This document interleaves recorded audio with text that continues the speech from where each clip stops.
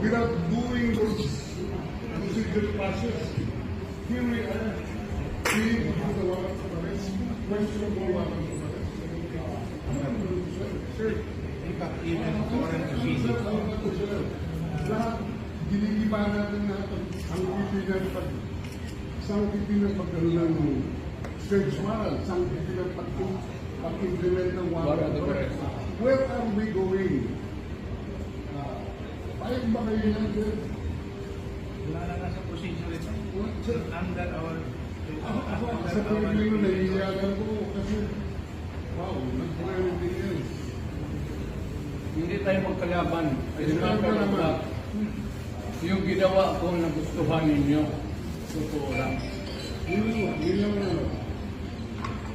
I brought order to this country. You know that. Nagustuhan ninyo yan. So I am not blaming you. Let us not argue. Do not we avoid hurt talks that would magkasakitan lang.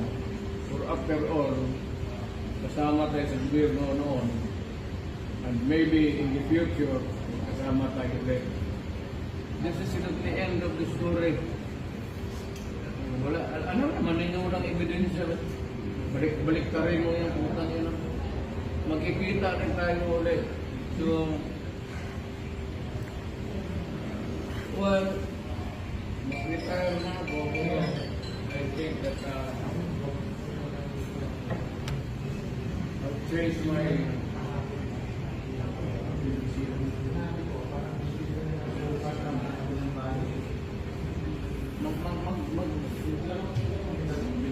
balik ako sa politika.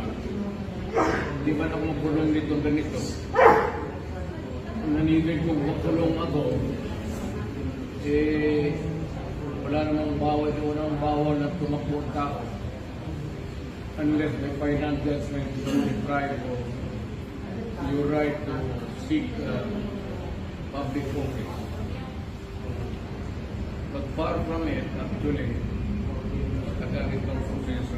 Like other stories na dumaan sa inyo, wala talagang nangyari.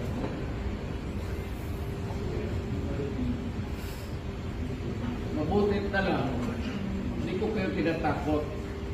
Mabutit na lang, wala nang file ng case sa inyo. Kasi sa itaas, pagdating na sa itaas, ginagawa ninyo yung trabaho ninyo.